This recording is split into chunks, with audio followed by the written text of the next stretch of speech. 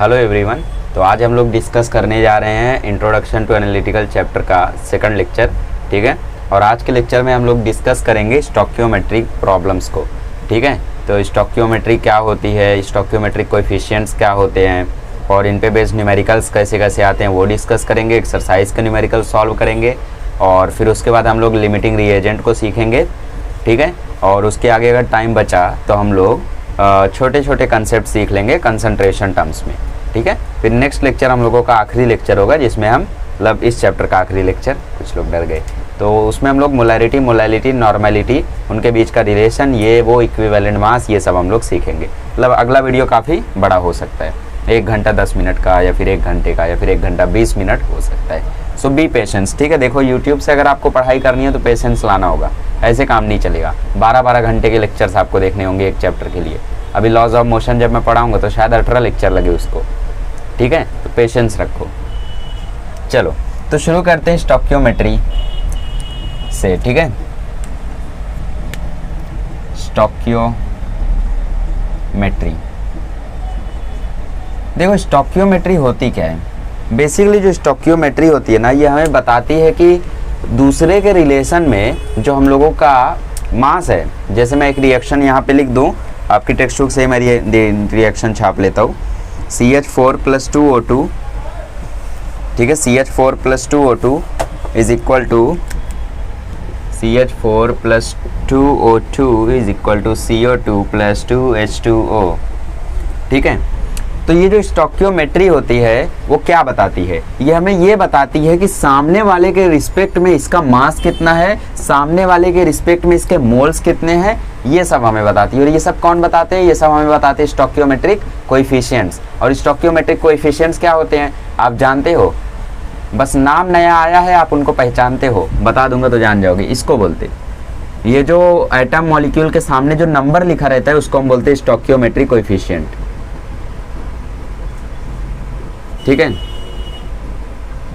Coefficient, ठीक है। तो इसको हम बोलते हैं स्टोकियोमेट्रिक कोएफिशिएंट और यही हमें बताएगा कि आखिर कौन किसके रिस्पेक्ट में कितना है। अब इस पर बेस्ड क्वेश्चंस कैसे कैसे आएंगे, देखो क्वेश्चंस ऐसे आएंगे आपको। Calculate the mass of carbon dioxide and water formed on complete combustion of 24 gram of methane gas, ठीक है। मतलब इसका हमें मास दिया गया है 24 ग्राम, ये बर्न हो रहा है, ठीक है। तो कितना कार्बन डाइऑक्साइड बनेगा, कितना H2O बनेगा, वो हमें पता करना है। तो ये हम लोग कैसे पता करेंगे, देखो स्टोकियोमेट्रिक कोएफिशिएंट हम लोग देखेंगे। देखो एक CH4 है और 2 ऑक्सीजन मॉलिक्यूल है, तो उसके पहले हम लोग सबसे पहले कैलकुलेट कर लेते हैं कि आखिर इसका नंबर ऑफ मोल्स कितने हैं। नंबर ऑफ मोल्स के बेसिस पर हम लोग डिसाइड करेंगे, ठीक है। बहुत ईजी है, देखो अभी आपको आ जाएगा, 2-3 क्वेश्चन सॉल्व करोगे ना यूँ आ जाएगा। नंबर ऑफ मोल्स कैसे निकालते हैं, mass given divide by molar मास। इसका मोलर मास क्या होगा, 12 कार्बन है और 4 हाइड्रोजन है, तो 24 divide by 16 that is 6 divide by 4 आ जाएगा, मतलब 3/2 आ गया, ठीक है। नंबर ऑफ मोल्स हैं 3/2, मतलब इधर मोल्स है 1.5, तो 1.5 मोल से यहाँ पे एक CO2 बना, मतलब इसके भी मोल्स कितने होंगे 1.5, बट इधर स्टोकियोमेट्रिक कोएफिशिएंट 2 हो गया है, तो मतलब यहाँ पे कितने मोल्स होंगे, यहाँ पे 3 मोल्स होंगे, समझ रहे हो। यहाँ पे कितने मोल्स होंगे, 3 मोल्स होंगे। अब हमें नंबर ऑफ मोल्स मालूम है, हमें इसका मोलार मास मालूम है, तो क्या हम इसका मास निकाल सकते हैं, निकाल सकते हैं चुटकी बजा के। कैसे, देखो सबसे पहले आप रिएक्शन देखो, रिएक्शन में आपको 24 ग्राम मीथेन दिया हुआ था, तो इससे आपने ये पता कर लिया कि आखिर नंबर ऑफ मोल्स कितने मीथेन के, कितने निकले 1.5, मतलब 1.5 मीथेन गैस जब बर्न हो रही है तो 1.5 मोल कार्बन डाइऑक्साइड प्रोड्यूस हो रहा है। इसके आगे 2 लगा होता तो हम लोग 3 बोलते। अब इधर 2 वाटर के मॉलिक्यूल्स बन रहे, 2 वाटर के मॉलिक्यूल्स मतलब मोल्स भी डबल होंगे। कैसे पता चला, स्टोकियोमेट्रिक कोएफिशिएंट से, ये कमाल है इसका। सपोज 3 लिखा होता तो हम 4.5 बोलते, 4 लिखा होता तो 4 × 1.5 6 बोलते, ठीक है। तो हम लोग अब इसका मास निकालने की करते हैं कोशिश, देखते हैं सफल होते हैं या नहीं। तो हमें नंबर ऑफ मोल्स मालूम है, number of moles is equal to mass given divide by molar mass, ठीक है। तो n कितना है यहाँ पे 3 है, H2O का पहले निकाल रहे हैं, और ये हमें नहीं मालूम है, x मान लो। मोलार मास इसका कितना होगा, 2 हाइड्रोजन 1 ऑक्सीजन, 16 + 2 18, ठीक है। तो 18 3 से जब मल्टीप्लाई होगा तो आ जाएगा 54 ग्राम। देखो कितना बढ़िया अंदाज में मैंने आपको बता दिया। टेक्स्ट बुक में देखो इतना घुमा के दिया, आपको समझ ही में नहीं आएगा कि कब किससे मल्टीप्लाई कर दिया है ना, वैसे उसी से मल्टीप्लाई की है, बट उसमें थोड़ा सा डिफिकल्ट तरीके से आपको आया, ठीक है। फिलहाल ऐसा समझो आप, ठीक है। अब मैंने बोला 1.5 मोल से 1.5 मोल कार्बन डाइऑक्साइड बना, क्योंकि यहाँ पे स्टोइकियोमेट्रिक कोएफिशिएंट 1 है। अगर यहाँ पे 2 होता तो इसका भी हम लोग 3 लेते, मतलब इसका नंबर ऑफ मोल हमें मालूम है कितना है, 3/2। 1.5 बोलो 3/2 बोलो, बात वही है। तो n is equal to mass divide by molar mass, ठीक है। तो n कितना है, 3/2 है। मास कितना दिया हुआ है पता नहीं, मोलर मास इसका कितना होगा, कार्बन का एटॉमिक मास 12, ऑक्सीजन का 2 × 16 है, 32 + 12 44, ठीक है। 222 जा, x की वैल्यू आ गई 66 ग्राम। समझे कमाल। चलो, तो इसके ऊपर मैं कई सारे क्वेश्चन आपको करा देता हूं ताकि आपको ऐसे क्वेश्चन सॉल्व करने आ जाए। ऐसे क्वेश्चन नीट में आ सकते हैं, बट जेई में ऐसे क्वेश्चन एक्सपेक्ट मत करना। बट हाँ, बड़े क्वेश्चन तक पहुंचने के लिए, बड़े आंसर तक पहुंचने के लिए छोटे छोटे आंसर फाइंड करने में हेल्प कर सकते हैं। तो रिमेंबर दैट, ठीक है। छोड़ना नहीं है, कोई टॉपिक छोड़ना नहीं है।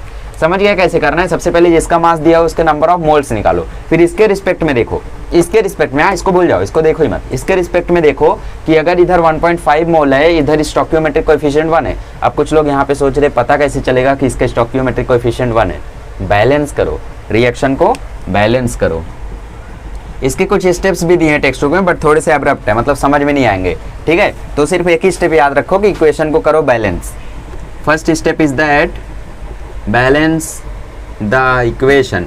अब इक्वेशन को बैलेंस करने नहीं आता है तो दोबारा से 10th की टेक्स्ट बुक निकालो, 3rd चैप्टर पढ़ो या मेरा वीडियो 3rd चैप्टर वाला खोलो, बहुत ही बेहतरीन अंदाज में आप सीख जाओगे बैलेंस करना। फिलहाल इधर देख लो कैसे किया हम लोगों ने। यहाँ पे 4 ऑक्सीजन मॉलिक्यूल है, यहाँ पे 1 और 2, 3 ही ऑक्सीजन मॉलिक्यूल है। तो यहाँ पे जब मैंने 2 लगा दिया तो इधर भी 2, इधर भी 2, 4 हो गया, और इधर तो 4 है ही, तो बैलेंस हो गया। हाइड्रोजन का देखें, यहाँ पे 4 हाइड्रोजन मॉलिक्यूल, यहाँ पे भी 4 हाइड्रोजन मॉलिक्यूल, बैलेंस हो गया। एक कार्बन बैलेंस हो गया। आगे मैं बैलेंस करके भी बताऊंगा, ठीक है, टेंशन मत लो। तो ये समझ गए अभी कैसे निकालते हैं हम लोग। इस पर इसके रिस्पेक्ट में देखते हैं कि ये सामने वाले का कितना मोल होगा स्टोइकियोमेट्रिक कोएफिशिएंट से। स्टोइकियोमेट्रिक कोएफिशिएंट से इधर 2 था स्टोइकियोमेट्रिक कोएफिशिएंट, तो 2 से हमने मल्टीप्लाई कर दिया नंबर ऑफ मोल्स को, तो नंबर ऑफ मोल्स हो गए डबल 3। यहाँ पे 1 था तो 1 से मल्टीप्लाई किया, 1 से मल्टीप्लाई किया तो जो यहाँ था वही यहाँ आ गया। सपोज यहाँ पे 4 होता तो क्या करते, 4 से मल्टीप्लाई करते तो इसका स्टोइकियोमेट्रिक कोएफिशिएंट 6 आ जाता। तो n की जगह हम 6 रखते तो आंसर क्या आता, 44 × 6 कितना होता है, अरे सोचना पड़ेगा, 88 3 जा ठीक है। समझ गए कैसे करना है। चलो वो ज़रूरी है, ठीक है। चलो छाप लो इसको। चलिए, अगर आपको उस समय क्वेश्चन नहीं समझ में आया, आपको नहीं समझ में आया कि क्या हो रहा है, तो टेंशन मतलब, बिकॉज मैं 6 से 7 क्वेश्चन आपको कराने वाला हूँ, तो जरूर आपको समझ जाएगा उसमें, ठीक है। और फिर इसके बाद आप कुछ क्वेश्चन खुद से प्रैक्टिस करो, बिकॉज खुद से प्रैक्टिस करोगे तो ज़्यादा बेटर समझेगा।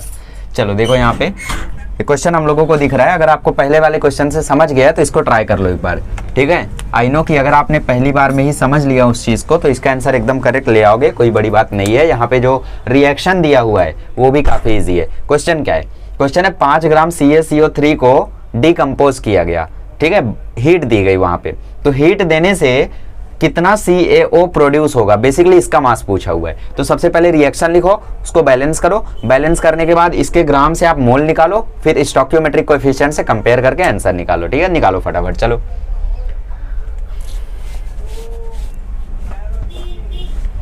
आ गया आंसर, कितना आया, 1.4। चलो देखते हैं, लेट्स सी, ठीक है।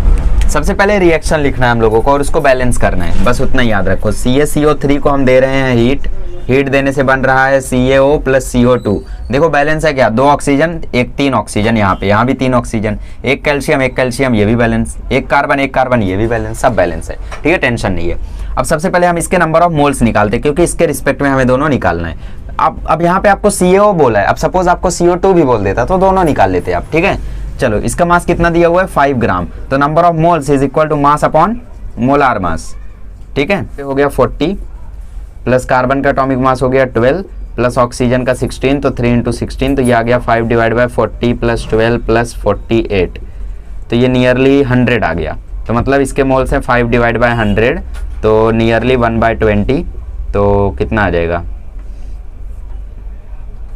ओके 1/20 ही लेकर चलते हैं, ठीक है। n इज इक्वल टू है 1/20, तो 1/20 इसके मोल्स हैं, ठीक है। यहाँ पे स्टोइकियोमेट्रिक कोएफिशिएंट 1 है, यहाँ पे स्टोइकियोमेट्रिक कोएफिशिएंट 1 है, तो इसका मतलब यहाँ से 1/20 मोल्स, यहाँ भी 1/20 मोल्स ही होंगे, बिकॉज स्टोइकियोमेट्रिक कोएफिशिएंट हमें वही बताते कि कितने मोल्स हैं यहाँ पे, ठीक है।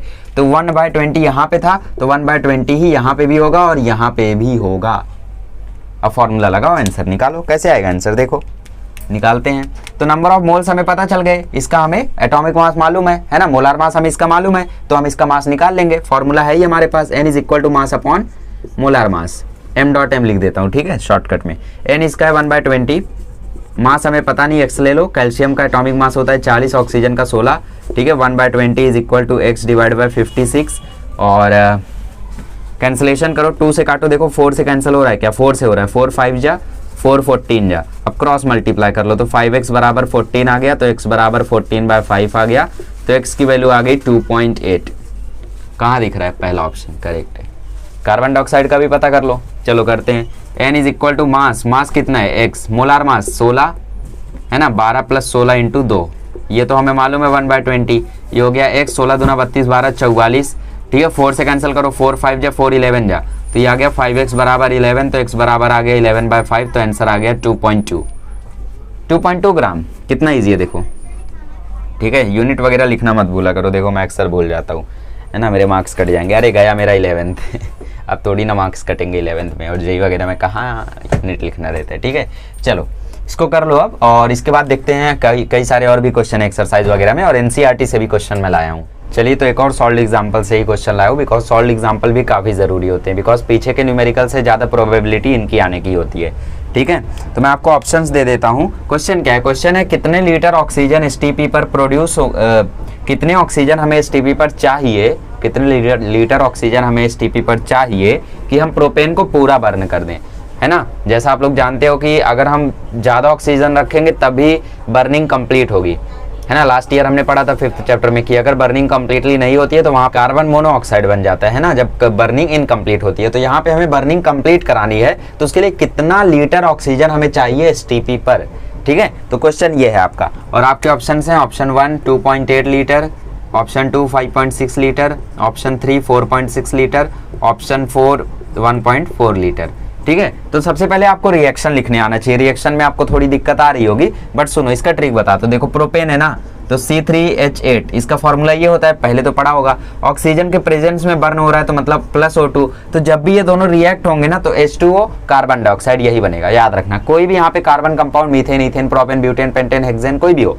वो अगर ऑक्सीजन से रिएक्ट कर रहा है तो बनना तो कार्बन डाइऑक्साइड और वाटर ही है, ठीक है। तो कार्बन डाइऑक्साइड प्लस वाटर बनेगा। अब सवाल ये आता है कितना बनेगा, तो आपको मैं रिएक्शन लिख के दे दिया हूँ, अब बैलेंस तो कर ही लोगे। चलो करते हैं। यहाँ पे 2 ऑक्सीजन मॉलिक्यूल, यहाँ पे 2 1 3 ऑक्सीजन मॉलिक्यूल। पहले हाइड्रोजन करते हैं, यहाँ पे 8 है, यहाँ पे 2 है, मतलब यहाँ पे 4 से मल्टीप्लाई कर दो, तो 4 से कर दिया तो 4 ऑक्सीजन, 6 ऑक्सीजन यहाँ पे हो गया, है ना। 6 ऑक्सीजन हो गया, तो मतलब यहाँ पे 3 चाहिए। अभी भी दिक्कत आ रही है, 3 कार्बन है यहाँ पे, और यहाँ पे 3 कार्बन है, यहाँ पे 1 ही कार्बन है, तो मतलब यहाँ पे 3 से मल्टीप्लाई करना होगा। देखो 3 2 जा 6 और 4, ठीक है, 10 ऑक्सीजन यहाँ पे हो गया, तो मतलब यहाँ पे भी 10 चाहिए, तो मतलब 3 की जगह मुझे 5 लिखना होगा। अब यहाँ पे 5 2 जा 10 ऑक्सीजन हो गया, यहाँ पे 3 2 जा 6 ऑक्सीजन यहाँ, 4 यहाँ, मिला के 10। हाइड्रोजन 8 यहाँ 8 यहाँ, कार्बन 3 यहाँ 3 यहाँ। समझ गए अच्छे से। चलो ये आ गया ना, समझ लो आधा काम हो गया। अब देखो सबसे पहले हमें ये ग्राम में दिया हुआ है और हमें एसटीपी पर आंसर चाहिए, तो एसटीपी पर कौन सा फॉर्मूला यूज करते हैं, volume given at STP divide by 22.4 litre. तो सबसे पहले हम नंबर ऑफ मोल्स निकाल लेते हैं, नंबर ऑफ मोल्स निकाल लेंगे तो उसको लेके हम लोग उसका वॉल्यूम निकाल लेंगे, और एक बार वॉल्यूम निकाल लेंगे तो फॉर्मूला यूज करके आंसर आ जाएगा, ठीक है। चलो इसमें देखो स्टोइकियोमेट्रिक कोएफिशिएंट का अच्छा खेल होने वाला है, I think you should try. एक बार पॉज करो और ट्राई करो अगर नहीं की हो, बिकॉज मुझे नहीं लगता इसका आंसर मैक्सिमम लोग ला पाएंगे, मुश्किल है थोड़ा, ठीक है।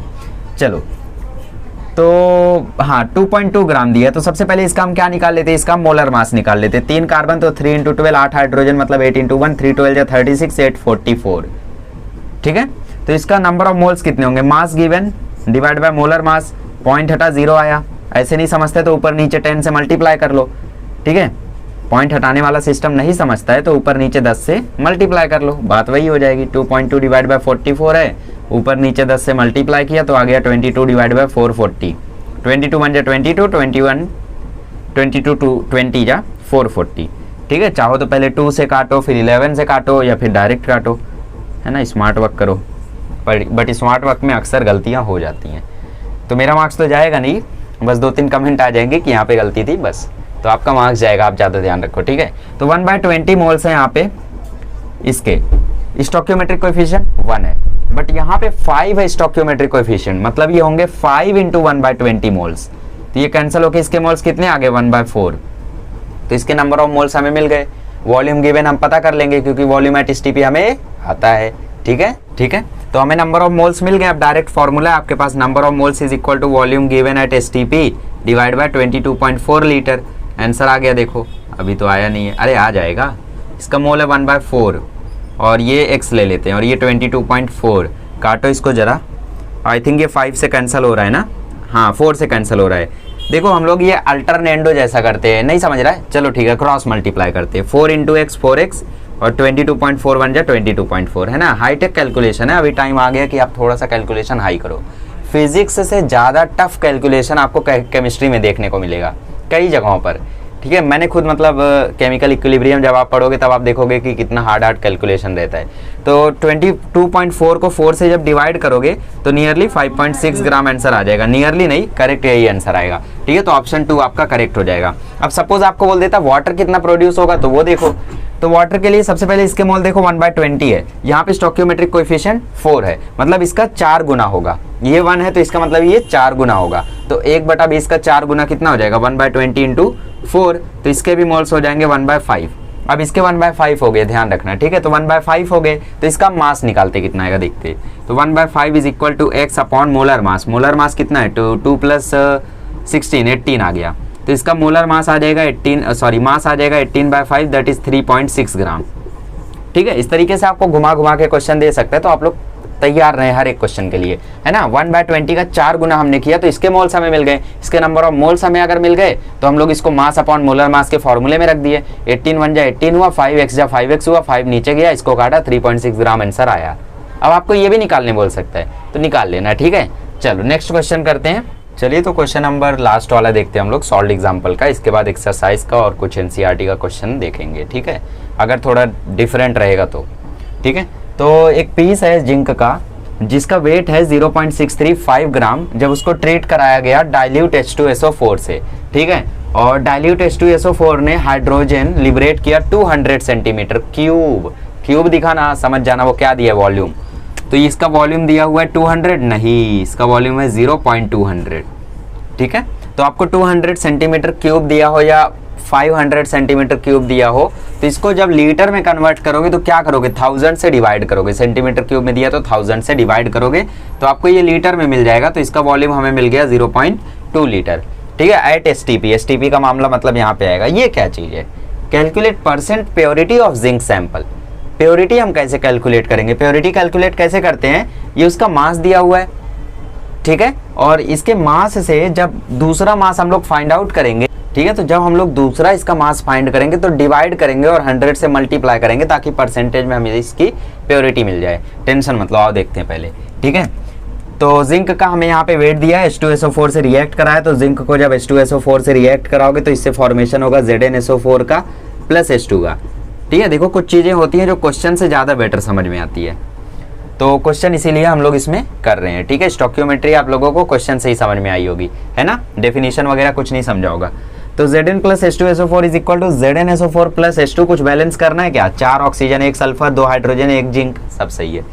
ओके, तो जिंक का वेट आ रहा है 0.635 और यहाँ पे बोला है 200 सेंटीमीटर क्यूब, मतलब 0.2 लीटर हाइड्रोजन उसने लिबरेट किया है। तो यहाँ से हम नंबर ऑफ मोल्स निकाल लें हाइड्रोजन के, क्योंकि सबका स्टोक्योमेट्रिक कोएफिशिएंट देखो 1 है, मतलब जो इसका मोल होगा वही सबका मोल होगा, है ना, जो इसका मोल होगा वही सबका मोल होगा। तो हम लोग नंबर ऑफ मोल्स उसके निकाल लेते। तो volume given at STP divide by 22.4 litre. तो वॉल्यूम कितना दिया हुआ है 0.2 और नीचे है 22.4। एक एक नंबर के बाद पॉइंट है तो 10 से मल्टीप्लाई कर दो, मल्टीप्लाई करोगे तो सब खत्म, ऐसा आ जाएगा। तो 1/112 आ गए इसके नंबर ऑफ मोल्स। काफ़ी अतरंगी अतरंगी आ रहे हैं। तो नंबर ऑफ मोल्स हमें मिल चुके हैं। तो जिंक का हम मास निकाल लेते हैं अब। ठीक है, तो जिंक का एटॉमिक मास कितना होता है, जिंक का एटॉमिक मास 65 होता है। ठीक है, तो जिंक का हमें फाइंड करना है प्योरिटी। तो सबसे पहले हम जिंक का निकाल लेते हैं atomic mass, mass given divide by molar मास। ठीक है, तो नंबर ऑफ मोल्स है 1/112। इसका मास हमें देखो फाइंड करना है, इसका मोलर मास होता है 65। ठीक है, तो हम लोग अब इसका मास कैलकुलेट कर लेते हैं कि एक्चुअल में इसका कितना मास है। ये हमें दिया हुआ है उसका टोटल मास, ठीक है, और ये हम लोग उसके सैंपल का मास निकाल रहे हैं। तो अभी हम इसकी प्योरिटी कैलकुलेट करेंगे। तो 112x इज इक्वल टू 65, तो x की वैल्यू आ जाएगी 65 डिवाइड बाई 112, ये नियरली 0.5 आएगा। चेक कर लेता हूँ मैं, 0.58 आएगा, ठीक है, नियरली इतना आएगा। तो अब हमें इसका जब परसेंटेज प्योरिटी निकालना है तो हम क्या करेंगे, इस मास को इससे डिवाइड कर देंगे, ठीक है। Percentage purity is equal to this mass divide by this mass multiply by 100 से मल्टीप्लाई कर दोगे तो ऊपर 58 आ जाएगा और नीचे 0.635 आ जाएगा।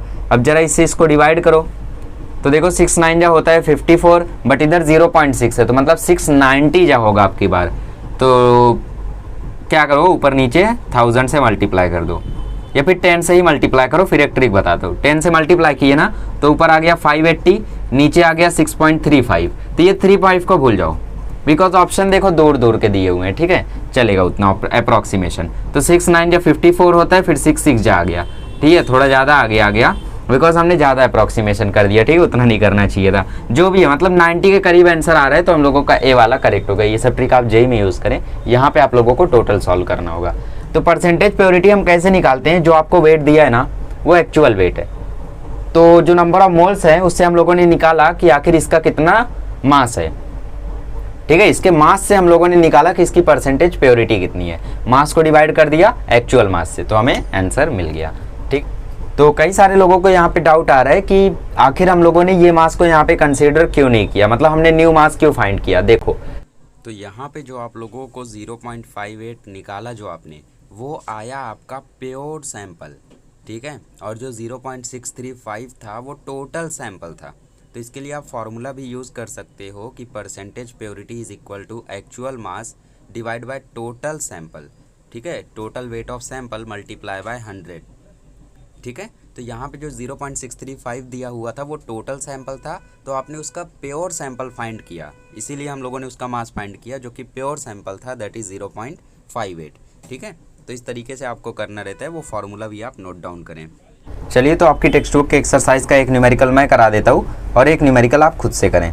तो यहाँ पे यू वाला न्यूमेरिकल मैं करा रहा हूँ। यहाँ पे बोला है what weight of calcium oxide will be formed on heating 19.3 gram of calcium carbonate, ठीक है। तो कैल्शियम कार्बोनेट को हमें थोड़ा सा यहाँ पे हीट देना है ताकि रिएक्शन हो जाए। तो देखो ऐसे क्वेश्चन आपने थोड़ी देर पहले देखे हैं, CO3 को वेट दोगे तो CO प्लस CO2 बनेगा, सबका स्टोइकियोमेट्रिक कोएफिशिएंट सेम है, तो इसका मतलब जो भी नंबर ऑफ मोल्स आएंगे वही सबके लिए रहेंगे। कितना यहाँ पे हीट कर रहा है 19.3, ठीक है। तो इसका आपको मास दिया है 19.3, तो इसका मोल निकाल लो। मोल क्या होता है, नंबर ऑफ मोल्स होते हैं mass given divide by molar mass. Mass दिया है 19.3, कैल्शियम का एटॉमिक मास होता है 14, कार्बन का 16, सॉरी ऑक्सीजन का 16, कार्बन का 12, तो ये हो गया 19.3 डिवाइड बाय 16 3 या 48, ये हो गया 100, ठीक है, 100 हो गया।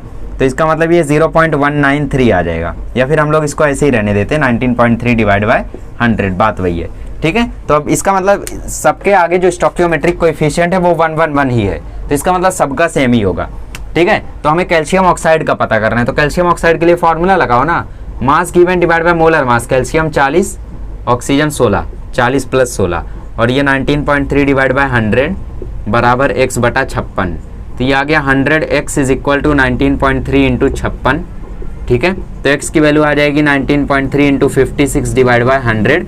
अब 100 से उसको डिवाइड कर दो 56 को, तो 0.56 आ जाएगा। तो 19.5 या 95 होता है, तो नियरली 9 पॉइंट करीब का आंसर आएगी, ठीक है। 10.8 आपका आंसर आ रहा है। तो मल्टीप्लाई करके देखते हैं ना, क्या टेंशन है। 19.3 को हम लोग मल्टीप्लाई कर देते हैं 0.56 से, देखते हैं क्या आएगा। 6 3 या 18, 6 9 या 54, 6 1 या 6, 5 3 या 15, 5 9 या 45, 5 1 या 5 और 0 0 0। आंसर आया 8 0 8 10, हाँ 10.8 आया हम लोग का भी आंसर, ठीक है। मतलब हम लोग सीख चुके हैं इस चीज़ को एकदम अच्छे से। चलिए तो न्यूमेरिकल वी करते हैं हम लोग, काफ़ी अच्छा है ये। इसमें बोल रहा है the early energy requirement of an astronaut can be satisfied by the energy released when 34 gram of sucrose is burned in his body. How many gram of oxygen would be needed to be carried in space capsule to meet his requirement for 1 day. 1 घंटे में उसको 34 ग्राम sucrose की ज़रूरत पड़ती है, तो 1 दिन में उसको कितनी ज़रूरत पड़ेगी, ये सबसे पहला स्टेप। यहाँ पे गलती कर दिया तो काम खत्म, है ना। तो 1 आवर में उसको ज़रूरत पड़ती है 34 की, बुक सीधी करता हूँ वरना गिर जाएगी, 34 ग्राम की, ठीक है। तो 24 आवर में मतलब 1 डे में उसको कितनी ज़रूरत पड़ेगी, 34 इंटू 24।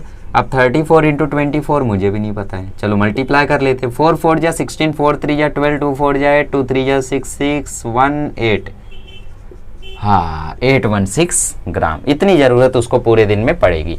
अब रिएक्शन कराते। सुक्रोज है तो कुछ लोग डर गए, अरे सुक्रोज क्या है, अरे भाई शुगर ही है, वो शुगर की ही तरह उसका मॉलिक्यूलर फार्मूला होगा, वही होगा C12 H22 O11। अरे भाई वो भी तो शुगर ही होती है, ठीक है। तो ये रिएक्ट करेगा ऑक्सीजन के साथ, है ना, ताकि ये डिकम्पोज हो जाए। तो रिएक्ट करने के बाद बनेगा वाटर और कार्बन डाइऑक्साइड। मैंने आपको ऑलरेडी बोला है, यहाँ पे जब मीथेन, इथेन, प्रोपेन, ब्यूटेन ऐसा कोई भी एलिमेंट दिखे तो उसको रिएक्ट कराओ और बना दो कार्बन डाइऑक्साइड और वाटर। अब बैलेंस तो कर ही लोगे, चलो करते हैं। 2 ऑक्सीजन 11 ऑक्सीजन 13 ऑक्सीजन, पहले हाइड्रोजन करो, 22 हाइड्रोजन यहाँ, 2 ही यहाँ पे, तो 11 लगा दो, हो गया। यहाँ पे 11 ऑक्सीजन, यहाँ पे 2, 13 ऑक्सीजन हो रहा है, ठीक है। और यहाँ पे भी 13 ऑक्सीजन है, मतलब ऑक्सीजन बैलेंस है। कार्बन, कार्बन यहाँ पे 12 है और यहाँ पे 1 ही है, मतलब 12 आ जाएगा यहाँ पे। अब देखो ऑक्सीजन यहाँ पे 24 और 11 35 ऑक्सीजन हो गया, और यहाँ पे ऑक्सीजन 13 ही है, ठीक है। तो मुझे क्या करना होगा, यहाँ 11 है तो मुझे मतलब यहाँ पे 12 से मल्टीप्लाई करना होगा। 12 2 या 24, 24 11 35 हो जाएगा। और कुछ करना है क्या, कार्बन 20 12, कार्बन 12, हाइड्रोजन 22, हाइड्रोजन 22, ठीक है। ऑक्सीजन 11 और यहाँ पे 24, 35 ऑक्सीजन यहाँ है, 24 11 35 ऑक्सीजन वहाँ है, बैलेंस हो गया। बस यही करना था। अब आगे सब कुछ आसान है। इसको बर्न किया जा रहा है, 816 ग्राम इसका वेट दिया हुआ है, ठीक है। तो सबसे पहले नंबर ऑफ मोल्स निकालो, फिर सबके स्टोकियोमेट्रिक कोएफिशिएंट से मल्टीप्लाई कर करके आंसर आ जाएगा।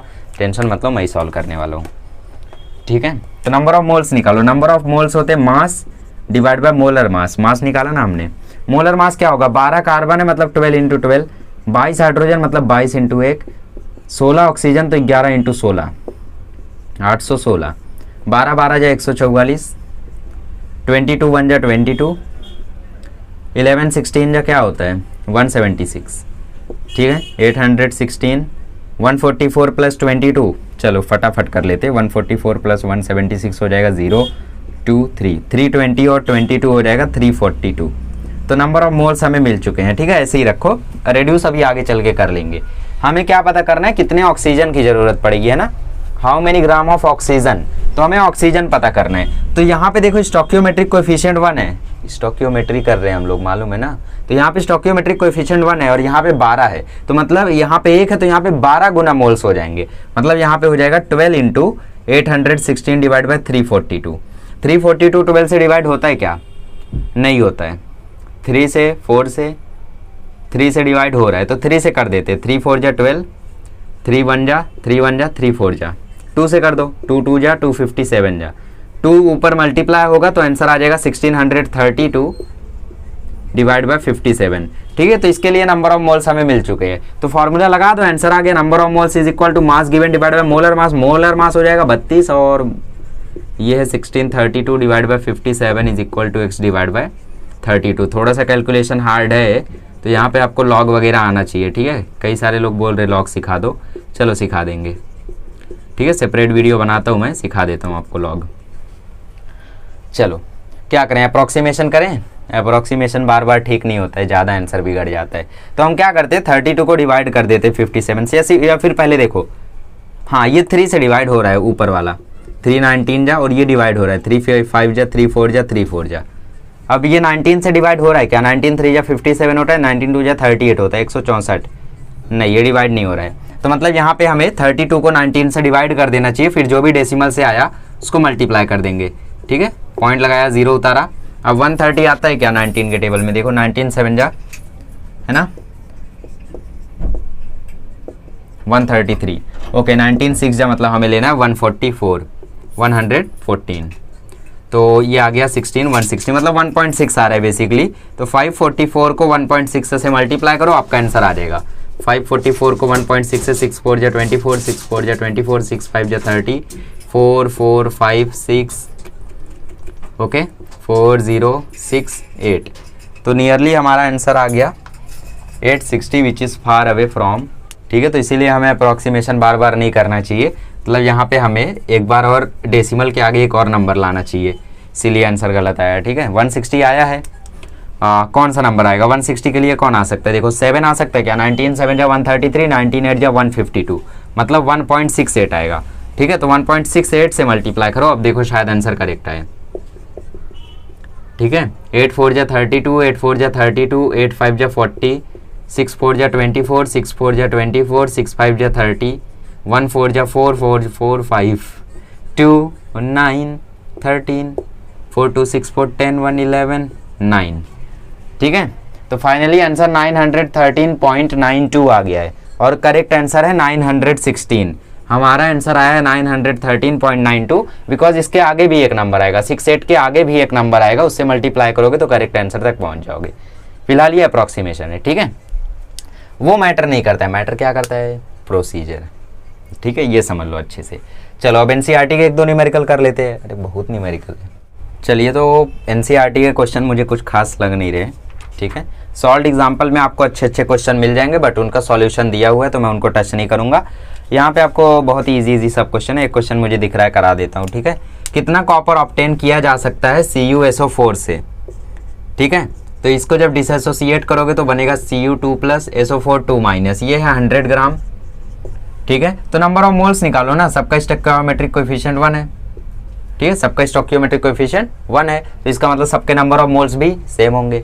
पता कर लो, number of moles is equal to mass given divide by molar mass. Copper का मोलर मास 63.5, सल्फर का 32 और इसका 64 हो गया, 4 × 16। ठीक है, तो 100 डिवाइड बाय 159.5 आएगा क्या? चेक कर लेते हैं। 96 प्लस 63.5, यस 159.5 आ गया। तो यही नंबर ऑफ मोल्स इसके भी होंगे, बिकॉज स्टोइकियोमेट्रिक कोएफिशिएंट 1 है। 2 होता तो डबल हो जाते, 3 होता तो ट्रिपल हो जाते। तो n इज इक्वल टू इसका भी रहने वाला है 100 डिवाइड बाय 159.5। n होता है मास गिवन, नहीं पता। मोलर मास, कॉपर का मोलर मास 63.5। ठीक है, तो ये है 100 divide by 159.5 is equal to x divide by 63.5। Cross multiply करना होगा, यहाँ पे 63 से ये डिवाइड नहीं हो रहा है, क्रॉस मल्टीप्लाई करना होगा। x into 159.5 is equal to 6350। 100 को मैंने डायरेक्टली इससे मल्टीप्लाई कर दिया, तो x आ जाएगा 63500 डिवाइड बाय 1595। ठीक है, 159.5 था, मैंने पॉइंट हटाया, ऊपर एक जीरो बढ़ा दिया, 100 से मल्टीप्लाई कर दिया या 10 से मल्टीप्लाई कर दिया, ऊपर नीचे ऐसा समझ लो। ठीक है, तो अब इसका आंसर करना है आपको कमेंट कि कितना आ रहा है।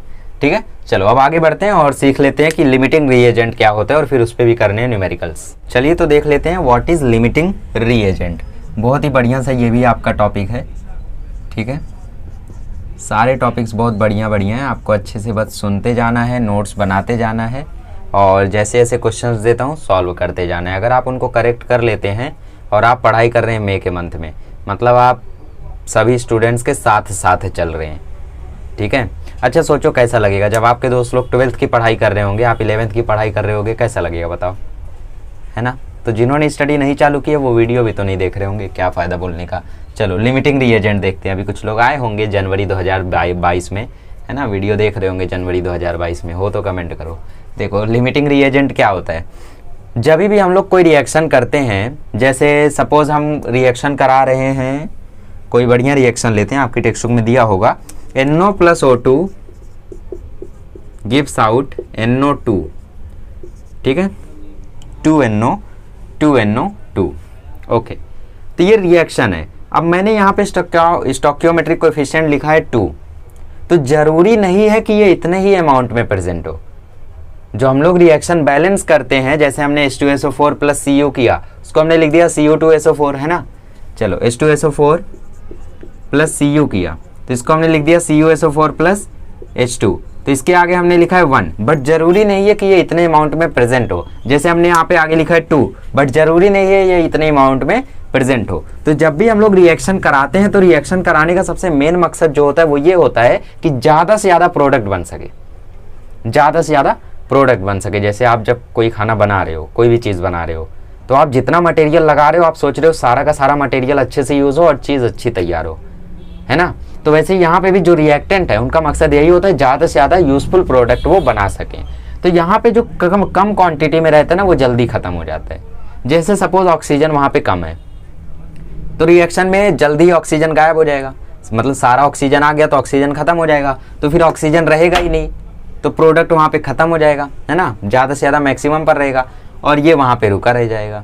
जैसे हम लोग एग्जांपल लेते हैं कि आप सपोज़ बना रहे हो कोई चीज़, कोई डिश बना रहे हो, सपोज़ मैगी बना रहे हो, ठीक है, बिकॉज और कुछ तो आता नहीं आपको, अरे आता ही क्या, मैगी बना रहे हो।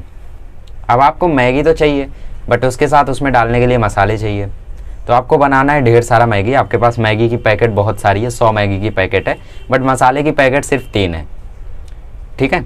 तो आपने 2 मैगी डाला, 1 मसाले की पैकेट, 2 मैगी 1 मसाले की पैकेट, 2 मैगी 1 मसाले की पैकेट। इसके बाद क्या होगा, इसके बाद मसाले ख़त्म, तो उसके बाद आप और मैगी डालोगे, कोई फ़ायदा नहीं है, मसाले डालोगे नहीं, बढ़िया बनेगी नहीं, ठीक है। तो इसका मतलब जैसे यहाँ पे जब रिएक्शन होता है तो कोई एक रिएक्टेंट जब ख़त्म हो जाता है, कंज्यूम हो जाता है, तो वहाँ पे रिएक्शन रुक जाता है। इसको और डीप में सीखोगे केमिकल इक्विलिब्रियम में, फिलहाल टेंशन मत लो, ठीक है। तो वो यहाँ पे डेफिनेशन दिया है, वो रिएक्टेंट जो कंज्यूम हो जाता है जिसकी वजह से जो प्रोडक्ट बन रहा था उसका अमाउंट कम हो जाता है, उसको हम बोलते हैं लिमिटिंग रिएजेंट। जैसे आप मैगी बना रहे थे, वहाँ पे मसाला खत्म हो गया जिसकी वजह से आगे की मैगी नहीं बनी, आगे का प्रोडक्ट नहीं बना, तो उसको हम बोलेंगे लिमिटिंग रिएजेंट, ठीक है। जो लिमिट कर देता है प्रोडक्ट फॉर्मेशन पे उसको हम बोलते हैं लिमिटिंग रिएजेंट। डेफिनेशन लिखा है यहाँ पे टेक्स्ट बुक में आपके, आप वहीं से छाप लें, ठीक है। मैं ही लिखता हूँ, चलो। The reactant which gets consumed limits the amount of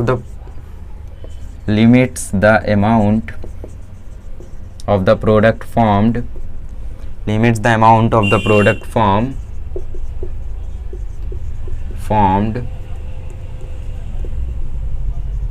and therefore it is known as limiting reagent. तो वीडियो बनाने के बाद मुझे ऐसा लगा कि शायद लिमिटिंग रिएजेंट का जो ट्रेडिशनल मेथड दिया है टेक्स्ट बुक में सॉल्व करने का, वो आपको अच्छा नहीं लगा होगा, समझ में नहीं आया होगा, कंफ्यूजिंग है, बिकॉज मुझे भी नहीं समझ में आया था, ठीक है। इसीलिए मैं खुद के नोट्स बनाता हूँ, टीचर जैसा करते हैं वैसा मैं ही करता हूँ, ठीक है। टेक्स्ट बुक में उतना ज्यादा समझ में आपको नहीं आएगा। तो यहाँ पे देखो लिमिटिंग रिएजेंट का सपोज किया है 8 मोल, उसका 7 मोल, इसका हम लोग ऐसा कुछ नहीं करेंगे, ठीक है। नॉर्मल ट्रिक यूज करेंगे, वो ट्रिक मैं इसके बाद भी बताऊंगा और इसमें भी बता रहा हूँ, ठीक है। मतलब टेक्स्ट बुक वाला जब मैंने क्वेश्चन कराया था तो मैंने उसमें नहीं बताया था, बट अभी बता रहा हूँ। देखो एग्जाम्पल आपको दिया है 2NO + O2 gives out 2NO2, ठीक है। तो ये हम लोगों के 3 स्टेप्स हैं पता करने के, इसके बाद मैं इसको डिटेल में लिख के दूंगा लिमिटिंग रिएजेंट का स्टेप, ठीक है। तो फिलहाल तो मैंने टेक्स्ट बुक के ट्रेडिशनल मेथड से सॉल्व किया था, बट वीडियो के बाद जब मैं एडिटिंग कर रहा था तो मुझे ऐसा लगा कि ये काफी कंफ्यूजिंग है, आपको नहीं समझ में आएगा, ठीक है। तो यही ट्रेडिशनल मेथड की जगह हम लोग यही अपना मेथड इस क्वेश्चन में भी लगाते हैं, जो मैंने पहले आपको बताया था, है ना, वो तो मैंने हटा दिया। 2NO + O2 आंसर आ गया 2NO2, ठीक है। तो इसमें हम लोग ये वाला कंसेप्ट लगाते हैं। स्टेप क्या है, पहला स्टेप है कि पता करो लिमिटिंग रिएजेंट का कंसेप्ट लगेगा या नहीं लगेगा। कैसे पता करोगे, स्टोइकियोमेट्रिक कोएफिशिएंट ऑफ 1 to 2 निकालो, ये इक्वल नहीं आना चाहिए नंबर ऑफ मोल्स के। नंबर ऑफ मोल्स के अगर ये इक्वल आ गया तो इसका मतलब यहाँ पे लिमिटिंग रिएजेंट का कंसेप्ट लगेगा। अगर इक्वल नहीं आया तो इक्वल आ गया तो लिमिटिंग रिएजेंट का कंसेप्ट नहीं लगेगा। अगर इक्वल आ गया तो लिमिटिंग रिएजेंट का कंसेप्ट नहीं लगेगा। अगर इक्वल नहीं आया, if it is not equal, then we will use LR concept, ठीक है। सेकंड स्टेप आता है LR फाइंड आउट करो। लिमिटिंग रिएजेंट कैसे फाइंड आउट करोगे, number of moles to stoichiometric coefficient का रेशियो निकालोगे, जिसका लोवेस्ट आता है वही हो जाएगा लिमिटिंग रिएजेंट। तो यहाँ पे आपको बोला है कि हम मान लेते हैं NO के है 8 मोल और ऑक्सीजन के है 7 मोल, सपोज किया गया है, ठीक है, सपोज किया गया है, फाइंड आउट नहीं किया गया है, तो हम लोग भी ऐसा ही लेकर चलते। तो इसके 8 मोल है, तो हम लोग पहला स्टेप करते हैं, स्टोइकियोमेट्रिक कोएफिशिएंट इसका 2 और स्टोइकियोमेट्रिक कोएफिशिएंट इसका 1, 2/1, नंबर ऑफ मोल्स इसके 8, इसके 7। तो ये देखो कहीं से इक्वल है क्या, नहीं है, मतलब यहाँ पे LR कंसेप्ट लगेगा। अब लिमिटिंग रिएजेंट फाइंड आउट करना है तो number of moles to stoichiometric coefficient का रेशियो निकालो। इसके नंबर ऑफ मोल्स हैं 8 / 2, इसका आया 4, ठीक है। इसके नंबर ऑफ मोल्स कितने हैं 7 और इसके स्टोइकियोमेट्रिक कोएफिशिएंट 1, ठीक है। तो नंबर ऑफ मोल्स है 7, स्टोइकियोमेट्रिक कोएफिशिएंट है 1, तो इसका आ गया देखो 7। तो अब इतना तो देख के बता ही सकते हो, इसके 4 आए, इसके 7 आए, कौन कम है, ये कम है ना। तो इसका मतलब ये हो जाएगा हमारा लिमिटिंग रिएजेंट। इसको हम बोलेंगे लिमिटिंग रिएजेंट, और जो बच गया उसको हम बोलेंगे एक्सेस रिएजेंट, मतलब ये ज्यादा था। ठीक है, एक्सेस रिएजेंट। समझ गए कैसे निकालने का? Number of moles to stoichiometric coefficient का रेशियो निकालो। इसका 4 आया, इसका 7 आया, तो ये ज्यादा है तो ये बचा रह जाएगा। ये कम आया तो इसका मतलब ये हो जाएगा लिमिटिंग रिएजेंट, जो बचा रह गया जो ज्यादा है वो हो जाएगा एक्सेस रिएजेंट। ठीक है, थर्ड स्टेप आता है, आपको कभी कभी क्वेश्चन में बोल देगा कि प्रोडक्ट कितना बना वो पता करो। तो प्रोडक्ट के लिए हम लोग क्या करेंगे, स्टोइकियोमेट्रिक वाला फंडा यूज करेंगे जो अभी थोड़ी देर पहले हम लोग यूज कर रहे थे। ठीक है, मतलब इसका स्टोइकियोमेट्रिक कोएफिशिएंट 2 है, इसका भी स्टोइकियोमेट्रिक कोएफिशिएंट 2 है, मतलब इसके भी नंबर ऑफ मोल्स होंगे 8। ठीक है, हमने यहाँ पे वैसे सपोज किया है, कोई एक्यूरेट डेटा नहीं है, तो हम लोग ऐसा कर रहे हैं, इसके नंबर ऑफ मोल्स होंगे 8। ठीक है, तो इसका मोलर मास कितना होगा, मास तो हमें पता नहीं है, वही पता करना है कि कितना प्रोडक्ट बना। इसके बाद एक क्वेश्चन कराऊंगा तो आपको क्लियर हो जाएगा। ठीक है, मोलर मास इसका कितना होगा, इसका मोलर मास हो जाएगा 46, नंबर ऑफ मोल्स हैं 8, तो 46 को 8 से मल्टीप्लाई कर दो, वो हो जाएगा आपका मास कि कितना NO2 प्रोड्यूस हुआ। ठीक है, चलो कर लो इसको। और फिर हम लोग देखते हैं अमोनिया को कार्बन डाइऑक्साइड से रिएक्ट करा के 2NH3 मतलब अमोनिया, कार्बन डाइऑक्साइड से रिएक्ट करा के फॉर्म किया गया यूरिया। ठीक है, क्वेश्चन कर रहे हैं हम लोग एक सॉल्ड एग्जांपल। और फिर बोला है कि इस प्रोसेस में 637.2 gram of NH3 are treated with 1142 gram of CO2। इसके कितने हैं, इसका मास क्या है, इसका मास है 637.2 ग्राम और इसका मास दिया 1142 ग्राम। इतने से इतने को रिएक्ट किया गया, तो बताओ लिमिटिंग रिएजेंट कौन है। तो लिमिटिंग रिएजेंट पता करने का मैं आपको एक शॉर्टकट बताता हूँ। ठीक है, मैं आपको ये वाले सम्स करने का ही शॉर्टकट बता देता हूँ। देखो, सबसे पहला स्टेप क्या है, स्टेप्स हम लोग देख लेते हैं। स्टेप 1 है, आप पता करोगे कि क्या यहाँ पे लिमिटिंग रिएजेंट वाला कॉन्सेप्ट लगेगा या नहीं लगेगा। ठीक है, check whether to apply limiting reagent concept और नॉट, है ना। सपोज अभी क्वेश्चन आ गया आपको बोर्ड में, अब आपको समझ ही में नहीं आ रहा है यहाँ पे नंबर ऑफ मोल लगेगा, स्टोइकियोमेट्री लगेगा, एम्पिरिकल फार्मूला लगेगा, क्या लगेगा, है ना, होता है ना कभी कभी। तो आपको कैसे चेक करना है कि लगेगा या नहीं लगेगा। तो सबसे पहले स्टेप में आप LR कंसेप्ट कैसे पता करोगे, आप क्या करोगे, दोनों का स्टोइकियोमेट्रिक कोएफिशिएंट का रेशियो निकालोगे। ठीक है, स्टोइकियोमेट्रिक कोएफिशिएंट का आप रेशियो निकालोगे, यहाँ पे 1 यहाँ पे 2, इसको कंपेयर करोगे number of moles of 1 and 2, इन दोनों का आप चेक करोगे क्या स्टोइकियोमेट्रिक कोएफिशिएंट का रेशियो नंबर ऑफ मोल्स के रेशियो के इक्वल आ रहा है या नहीं आ रहा है। अगर ये इक्वल नहीं आ रहा है, if it's not equal then use the concept. ठीक है, और अगर इक्वल आ गया तो मतलब वहां पे वो कंसेप्ट नहीं लगेगा, दूसरे कंसेप्ट पर तुक्का मारो। सेकंड चीज आपको फाइंड करनी रहेगी कि लिमिटिंग रिएजेंट कौन होगा। Find limiting reagent. तो लिमिटिंग रिएजेंट पता करने के लिए आप क्या करोगे, moles to stoichiometric coefficient ratio निकालोगे। मोल्स टू स्टोइकियोमेट्रिक कोएफिशिएंट का रेशियो निकालोगे, जिसका ये लोवेस्ट आता है वही होगा लिमिटिंग रिएजेंट। ठीक है, और फिर लास्ट स्टेप क्या होगा, लास्ट स्टेप आप वही मोल कैलकुलेट करके वेट निकालोगे। तो सबसे पहला हम लोग करते हैं, चेक करते हैं कि क्या यहाँ पे लिमिटिंग रिएजेंट का कंसेप्ट लगेगा। ओके, स्टोइकियोमेट्री देखो, इसकी तो 2 है और इसकी 1 है, तो मतलब ये आया 2/1। नंबर ऑफ मोल्स निकाल लेते हैं। नंबर ऑफ मोल्स क्या होता है, मास डिवाइड बाय मोलर मास, है कि नहीं। नाइट्रोजन का मॉलिक्यूलर मास है ना, नाइट्रोजन का एटॉमिक मास कितना होता है 14 + 3, ये आ गया 637.5 डिवाइड बाय 17। क्या ये 17 से डिवाइड हो रहा है, ओके, डिवाइड करके देखना ही होगा, बहुत भारी कैलकुलेशन आ जाता है।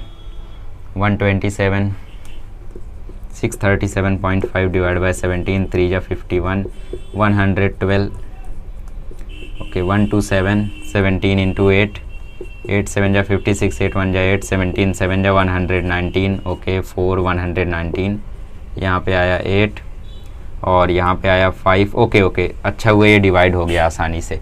तो 37.5 आ रहा है। ठीक है, इसके नंबर ऑफ मोल्स आ गए 37.5। कार्बन डाइऑक्साइड का चेक करते हैं। कार्बन डाइऑक्साइड के मोल्स क्या होंगे, 1142 डिवाइड बाय कार्बन 16 है, सॉरी ऑक्सीजन 16 है, 32 हो गया, +12 44 हो गया। 4 से कट रहा है क्या, देखो 4 से नहीं कैंसिल हो रहा है, 2 से कैंसिल करें, 11 से हो रहा है क्या, 11 से भी नहीं, 2 से कैंसिल करते, 2 से कैंसिल करेंगे तो 2 5 × 10, 2 7 × 14, 2 1 × 2, 2 22 जा, तो ये आ गया 571 डिवाइड बाय 22, n = आ गया 571 डिवाइड बाय 22।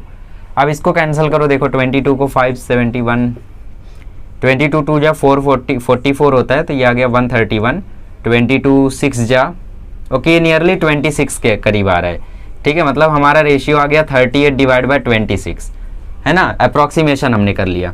तो कैंसिल करेंगे तो 19 डिवाइड बाय 13 आ गया। ये देखो इक्वल नहीं आ रहे, तो ये दोनों जब इक्वल नहीं आ रहे तो मतलब यहाँ पे लिमिटिंग रिएजेंट का कंसेप्ट लगेगा। इसको नोट कर लेना, इसकी ज़रूरत थी नहीं यहाँ पे, ठीक है, बट मैंने बता दिया ताकि आप लोग इजीली समझ पाएं कि लिमिटिंग रिएजेंट का कंसेप्ट लगेगा या नहीं लगेगा। बिकॉज हर बार क्वेश्चन में लिख के नहीं देगा, आपको सपोज डायरेक्टली बोल दे कि कितना वेट प्रोड्यूस होगा बताओ, अब क्या करोगे, अब फंस गए ना, तो इसीलिए। अब सेकंड स्टेप क्या है, लिमिटिंग रिएजेंट का, कौन है लिमिटिंग रिएजेंट, कौन चोर है वो पता करो। तो चोर कैसे पता करोगे, number of moles to stoichiometric coefficient का रेशियो निकालो जिसका लोवेस्ट आता है। तो नंबर ऑफ मोल्स हमने अभी निकाले थे, इसके नंबर ऑफ मोल्स आए थे 37.5 और इसके कितने आए थे, अब ये मत बोलना कि भूल गए, अरे यार भूल गए, 26 के करीब आए थे ना। चलो 1142 डिवाइड बाय 1632 44, 2 से कैंसिल किया था हमने, 2 5 जा 10, 571 डिवाइड बाय 22, 571 को फिर हमने 22 से डिवाइड किया था, 22 2 जा 44, 131, फिर 22 5 जा 6 जा, ओके, नियरली 26 आएगा। तो नियरली वैल्यू हमने ले ली है, नियर वैल्यू हमने ले ली है। तो अभी हमें क्या करना है, stoichiometric number of moles to stoichiometric coefficient का रेशियो देखना है, ओके। तो इसके स्टोइकियोमेट्रिक कोएफिशिएंट है 2, नंबर ऑफ मोल्स है 37.5 डिवाइड बाय 2, कितना आ रहा है इसका, देखो आंसर आ रहा है नियरली 18, है ना, 36 होता है तो नियरली 19 आ रहा है, चलो मान लिया। इसका नंबर ऑफ मोल्स कितने, इसके नंबर ऑफ मोल्स है 26, स्टोइकियोमेट्रिक कोएफिशिएंट 1, तो इसका देखो 26 आ रहा है और इसका 19 आ रहा है, कौन बड़ा है, 26 बड़ा है, तो ये कौन सा एजेंट होगा, एक्सेस एजेंट होगा, ठीक है। लोवेस्ट मैंने बोला, लोवेस्ट वाला लिमिटिंग रिएजेंट होगा, ये लोवेस्ट आया तो ये लिमिटिंग रिएजेंट होगा, ठीक है। ये हम लोगों का खुद का मेथड है, टेक्स्ट बुक से एकदम परे जा रहे हैं हम लोग, देखो एकदम करेक्ट होगा, ओके, यहीं पे दिया होगा। NH3 must be limiting reagent, देखो NH3 must be limiting reagent, और हमने भी तो वही निकाला। तो ये ट्रिक है, ठीक है, सब ट्रिक आपको बोर्ड की बुक में नहीं मिलने वाली, अच्छी अच्छी बुक में मिलेगी, ठीक है। तो लिमिटिंग रिएजेंट हमने पता कर लिया कि लिमिटिंग रिएजेंट है NH3। अब अगला स्टेप क्या है, अगला स्टेप है हम पता करेंगे कि कितना इसका अमाउंट प्रोड्यूस होगा। तो उसके लिए हम लोगों का थर्ड स्टेप आता है, उससे पहले मैं इसको रफ कर देता हूँ, समझ गए ना कैसे निकालते हैं, है ना। तो अब मैं आपको बता देता हूँ third step, that is last one, वही मोल ओल कैलकुलेट करना है, ठीक है, ठीक है। तो लास्ट स्टेप क्या आता है, लास्ट स्टेप आता है यूज मोल कंसेप्ट। मोल कंसेप्ट आप यूज करो और बता दो सीधा सीधा कि कितना फॉर्मेशन हो रहा है। तो स्टोइकियोमेट्रिक कोएफिशिएंट का यूज फिर से हम करेंगे। तो रिएक्शन दोबारा लिखता हूँ, 2NH3 plus CO2 is equal to, ठीक है, NH2 2CO, ओके। तो इसके मोल्स हमने निकाले थे, नियरली आया था 37.5, इसका नियरली आया था 26, ये था 1142, ये था हम लोगों का 637.2, ठीक है। तो यहाँ पे स्टोइकियोमेट्रिक कोएफिशिएंट 2 है, तो यहाँ पे 2 है और यहाँ पे 1 है, तो मतलब नंबर ऑफ मोल्स यहाँ से यहाँ में क्या हो जाएंगे, आधा हो जाएंगे, क्योंकि स्टोइकियोमेट्रिक कोएफिशिएंट भी आधी हो रही है, ठीक है। तो ये 37.5 डिवाइड बाय 2 आ गए इसके नंबर ऑफ मोल्स। अब नंबर ऑफ मोल्स हमें पता चल गए, इसका मोलार मास हम कैलकुलेट कर ही लेंगे, तो इसका एटॉमिक मास भी आ जाएगा, सॉरी इसका मास भी हमें मिल जाएगा, ठीक है। चलो करते हैं, N is equal to mass given divide by molar mass. Molar mass कितना होगा, देखो 2 हाइड्रोजन है, सॉरी 2 नाइट्रोजन है, तो 14 2 जा 98, 14 2 जा 28 हो गया। हाइड्रोजन 4 है तो 4 हो गया, एक कार्बन एक ऑक्सीजन। नंबर ऑफ मोल्स हमने निकाले 37.5 डिवाइड बाय 2, ठीक है, ये हो गया x। देखो हमने NH3 को कंसीडर क्यों किया, आपके मन में डाउट होगा ना कि हम लोगों ने CO2 के स्टोइकियोमेट्रिक कोएफिशिएंट से क्यों नहीं देखा, क्योंकि CO2 हम लोगों का एक्सेस एजेंट है, वो तो चलता ही जाएगा, उसके हिसाब से हम लोग नहीं देख सकते, हम लोग लिमिटिंग रिएजेंट के हिसाब से देखेंगे, है ना। लिमिटिंग रिएजेंट जब तक रहेगा तभी तक प्रोडक्ट फॉर्म होगा, है ना। मसाला खत्म हो गया तो मैगी कैसे बनेगी, वही एग्जाम्पल है ना। तो ये अगर खत्म हो गया तो बात खत्म, तो इसी के बेसिस पर हम कैलकुलेट करेंगे, ठीक है। अभी ऐसा मत सोचने लगो कि पिछले क्वेश्चन में हमने कैसे कर दिया था, वहां पे वैसा था, वहां पे ऐसा था कि दोनों बराबर हैं, दोनों एक टाइम पे खत्म होंगे और ये रिएक्शन एक टाइम पे बनेगा, वो सब कंडीशन नॉर्मल थी, यहाँ पे नहीं है, ओके। 28 और 12 कितना होता है, 16 4 20, 20 12 32, 32 18 60, यही होता है क्या, 30।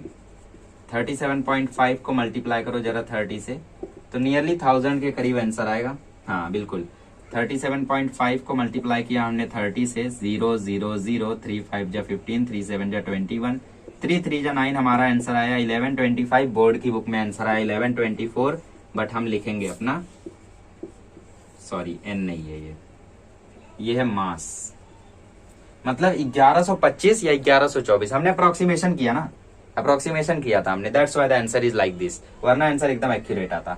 चलेगा इतना अप्रोक्सीमेशन, ठीक है। लॉग से भी अगर आप सॉल्व करते हो किसी भी इक्वेशन को तो अप्रोक्सीमेट आंसर आता है, ठीक है। तो इसका कितना फॉर्म हुआ, 1125। अगला क्वेश्चन क्या है, कितना एक्सेस रिएजेंट रह गया। अब एक्सेस रिएजेंट जो रह गया वो हम लोग कैसे पता करेंगे। तो लिमिटिंग रिएजेंट का और कोई न्यूमेरिकल मुझे दिखानी टेक्स्ट बुक में, so I can not solve any more numericals, but आपको अगर स्टेप समझ गया है तो आप समझ गए होंगे कि उसको सॉल्व हम कैसे करते हैं, ठीक है। तो बस उनको नोट डाउन करें और एक आधा क्वेश्चन अगर आपको मिला तो आप सॉल्व करें, ठीक है। खैर उतना ज़्यादा इंपॉर्टेंट है नहीं। चलो अब इंपॉर्टेंट टॉपिक पर आते हैं, कॉन्सेंट्रेशन ऑफ सॉल्यूशन। इसमें बहुत सारे टॉपिक हैं, बट हम आज सिर्फ बेसिक वालों को कवर करेंगे जिनको फटाफट कवर किया जा सकता है, ठीक है। जैसे हम लोगों का वेट बाय वेट हो गया, वॉल्यूम बाय वॉल्यूम हो गया, मास बाय मास हो गया, ठीक है, मास परसेंट हो गया, ये सब हम आज कर लेंगे। तो सबसे पहले आपकी टेक्स्ट बुक में दिया है mass percentage, okay. Mole fraction, molality, normality, ये सब हम अगले लेक्चर में करेंगे। तो मास परसेंट मैं आपको बता देता हूँ और फिर इसके बाद एक्स्ट्रा वाले एनसीईआरटी वाले। मास परसेंट हम कैसे पता करते हैं, मास परसेंट हम पता करते हैं मास of solute divide by mass of solution, mass of solute divide by mass of solution multiply by 100। इस रिलेशन को यूज करके हम कैलकुलेट करते हैं मास परसेंटेज आखिर होता कितना है, ठीक है। तो सबसे पहला क्वेश्चन आपको दिया है कि 2 ग्राम एक सब्सटेंस ए का, ठीक है, 2 gram of a substance A, a solution is prepared by adding 2 ग्राम, ठीक है। 2 ग्राम सब्सटेंस ऐड किया गया 18 ग्राम वाटर में, ऐसा ही दिया ना। तो बताओ मास परसेंटेज कितना होगा। चलो तो 2 ग्राम कोई भी सब्सटेंस, चलो मान लेते हैं हम लोग कि ये है हम लोगों का पाउडर, 2 ग्राम पाउडर, शुगर ले लो, चलो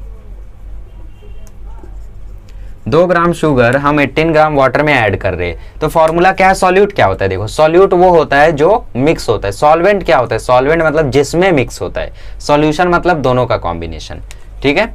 सॉल्यूट मतलब मिक्स होने वाला, सॉल्वेंट मतलब जिसमें मिक्स हो रहा है। जैसे यहाँ पे वाटर क्या है, सॉल्वेंट है, वाटर क्या है, सॉल्वेंट है। शुगर क्या है, ये 2 ग्राम सब्सटेंस ए क्या है, सॉल्यूट है। टोटल मिला के क्या है, सॉल्यूशन है। तो फॉर्मूला लगाते हैं मास percent, mass of solute, solute का मास कितना, 2 ग्राम, मास ऑफ सॉल्यूशन, सॉल्यूशन का मास कितना, 18 ग्राम, नहीं सॉल्यूशन मैंने बोला दोनों मिला के, मतलब 18 + 2 तो 20 ग्राम, मल्टीप्लाई बाय 100, ग्राम ग्राम खत्म, 0 0 खत्म, 2 2 खत्म, आंसर आया 10%। बस ऐसे ही हलवा हलवा न्यूमेरिकल्स आपको दिख जाएंगे, ऐसे इन लोगों को कैलकुलेट कर लेना। अब बोर्ड वालों की छुट्टी है, बोर्ड वाले यहाँ से जा सकते हैं, बाकी नीट जेई वाले रुकेंगे और भी टॉपिक्स हम लोग पढ़ेंगे अभी, ठीक है। तो इजी न्यूमेरिकल कर लो। चलिए तो एक क्वेश्चन मैंने आपके लिए मास बाय मास परसेंट वाला फ्रेम किया है, जरा इसको सॉल्व करिए, ठीक है। तो मास परसेंट का देखो फॉर्मूला होता है मास of solute upon mass of solution multiply by 100। ये मार्कर को अब रोना आ रहा है आई थिंक। तो मास परसेंट आपको 10 दिया हुआ है, सॉल्यूट दिया नहीं है, तो सॉल्यूट हम मान लेते हैं x है, ठीक है। तो सॉल्यूशन क्या हो जाएगा, सॉल्यूशन हो जाएगा सॉल्यूट प्लस सॉल्वेंट। तो सॉल्वेंट हमें दिया हुआ है, सॉल्वेंट कितना है भाई, 10 ग्राम, तो 10 + x हो जाएगा हम लोगों का सॉल्यूशन, ठीक है। तो सॉल्यूट है x, ये है 10 + x मल्टीप्लाई बाय 100, तो ये हो जाएगा 10 = 100x divide by 10 + x, cross multiply करोगे तो 100 + 10x = 100x, तो आंसर आ जाएगा 90x = 100। तो x की वैल्यू आ जाएगी 10/9, दैट इज 1.1111, ठीक है। तो जो मास ऑफ सॉल्यूट है वो 1 है, तो मास ऑफ सॉल्यूशन क्या हो जाएगा, 11 हो जाएगा, ठीक है। इस तरीके से हम लोग इसको कैलकुलेट कर सकते हैं। चलिए इसको कर लीजिए। चलिए अगला टॉपिक आता है वॉल्यूम परसेंट। इसको एनसीईआरटी में वॉल्यूम बाय वॉल्यूम परसेंट नाम से जाना जाता है, ठीक है। फॉर्मूला सेम रहेगा, volume percent is equal to volume of solute upon volume of solution multiply by 100। Volume of solute divide by volume of solution multiply by 100। ये आपको बेसिकली यही फॉर्मूला यूज़ करना है और आंसर आता जाएगा। जैसे एक न्यूमेरिकल हम लोग यहाँ पे ले लेते हैं, ठीक है, a solution has volume percent as 10%, ठीक है, और इफ 10 ml ऑफ क्वेश्चन क्या बोलता है, वॉल्यूम परसेंट 10 है, वॉल्यूम ऑफ सॉल्यूट है 10, ठीक है, वॉल्यूम ऑफ सॉल्यूशन आपको नहीं पता है, मल्टीप्लाई बाय 100, ठीक है, ये हो जाएगा 1000 और इधर जाएगा x, तो x की वैल्यू आ जाएगी 1000/10, तो आंसर आ जाएगा 100, ठीक है। तो x की वैल्यू आ जाएगी 100, मतलब 100 ml यहाँ पे सॉल्यूशन है। तो ऐसे छोटे मोटे क्वेश्चन आ जाएंगे, फॉर्मूला याद रखना, फटाफट उड़ा देना, ठीक है। यहाँ पे देखो एक कंफ्यूजन वाला क्वेश्चन भी आ सकता है। जैसे देखो डेंसिटी का फॉर्मूला होता है मास अपॉन वॉल्यूम, तो कई बार आपको वॉल्यूम ना देके मास और डेंसिटी दी रहेगी, तो वहाँ से आप वॉल्यूम कैलकुलेट कर लेना, ठीक है, साइड में नोट करके लिख लो।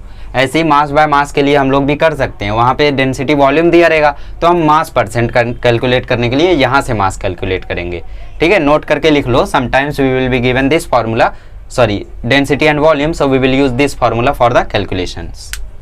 चलिए, तो एक लास्ट कंसंट्रेशन टर्म बता देता हूँ, that is weight by volume percent, ठीक है। इसके बाद लेक्चर एंड होगा, फिर अगले लेक्चर में भी हमें बहुत कुछ सीखना है, तो इसलिए बी रेडी फॉर दैट। इसका फॉर्मूला क्या होता है, वेट बाय वॉल्यूम परसेंट का फॉर्मूला होता है मास of solute divide by volume of solution, ठीक है, मास of solute divide by volume of solution multiplied by 100।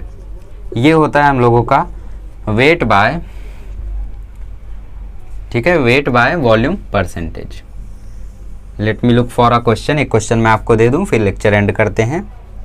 चलिए, तो इस लास्ट फॉर्मूले पर भी एक क्वेश्चन मैं आपके लिए लेकर आया हूँ। क्वेश्चन बोलता है एक मास है, मास जो है सॉल्यूशन का वो 10 ग्राम है, डेंसिटी जो है वो 1 ग्राम पर मिलीलीटर है, वेट बाय वॉल्यूम परसेंटेज पता करो अगर वेट बाय वेट परसेंट 10% है, ठीक है। तो हमें देखो डेंसिटी दी हुई है सॉल्यूशन का और मास दिया हुआ है, तो क्या मैं सॉल्यूशन का वॉल्यूम कैलकुलेट कर सकता हूँ, बिकॉज वो हमें चाहिए, और हमें मास ऑफ सॉल्यूट भी चाहिए। मास ऑफ सॉल्यूट देखेंगे, पहले वॉल्यूम हम कैलकुलेट करते हैं। तो डेंसिटी का फॉर्मूला होता है मास अपॉन वॉल्यूम, तो वॉल्यूम का फॉर्मूला हो जाएगा मास अपॉन डेंसिटी। मास कितना है, मास है 10 ग्राम, डेंसिटी कितनी 1, तो वॉल्यूम हो गया 10 मिलीलीटर, ओके। वॉल्यूम मिल गया हमें सॉल्यूशन का। अब मास ऑफ सॉल्यूट कैसे आएगा, वेट बाय वेट परसेंट से, वेट बाय वेट परसेंट मतलब मास परसेंट, मास परसेंट का formula mass of solute upon mass of solution multiplied by 100, ठीक है। तो मास परसेंट आपको दिया हुआ है 10, अब यहाँ पे आपको मास ऑफ सॉल्यूट नहीं मालूम है, मास ऑफ सॉल्यूशन आपको मालूम है 10, ठीक है। इसको x ले लो, मल्टीप्लाई बाय 100, 0 0 खत्म, ये 10 खत्म, मतलब x कितना है 1 है, मतलब सॉल्यूट कितना है 1 ग्राम है। अब सॉल्यूट आपको 1 ग्राम मिल गया, तो इसमें पुट करो 1 divide by volume of solution 10 multiply by 100, तो इसका वेट बाय वॉल्यूम परसेंट भी कितना आ जाएगा, 10% आ जाएगा। तो ये फॉर्मूले जस्ट नोट डाउन करके रखो, उतना ज़्यादा यूज़ होते नहीं है, बट एग्जाम वगैरह में आ सकते हैं कॉलेज के, ठीक है। तो मैंने आप लोगों को कॉन्सेंट्रेशन टर्म में 3 चीज़ें बताई, mass percent that is weight by weight percent, उसका formula mass of solute upon mass of solution, फिर मैंने वॉल्यूम बाय वॉल्यूम परसेंट बताया, जिसको वॉल्यूम परसेंट भी बोल सकते हो, जिसका फॉर्मूला है mass volume of solute, volume of solute upon volume of solution, फिर लास्ट में बताया वेट बाय वॉल्यूम परसेंटेज, जिसका फॉर्मूला है मास of solute upon mass of volume of solution into 100, ठीक है। याद रखना, नीचे वॉल्यूम ऊपर मास, ऐसा, ठीक है। तो इसी के साथ लेक्चर को एंड करते हैं। आज हमने काफ़ी कुछ पढ़ लिया है, मुझे पता है लेक्चर भारी गया होगा, इसलिए इसको 2 बार देखें। अगले लेक्चर में हम मोल फ्रैक्शन और बाकी सारे टर्म्स को डिस्कस कर लेंगे, और probably next lecture will be the लास्टेस्ट lecture for this chapter, ठीक है। अगला लेक्चर हम लोगों का लास्ट लेक्चर होगा इस चैप्टर के लिए, ठीक है। Thank you so much.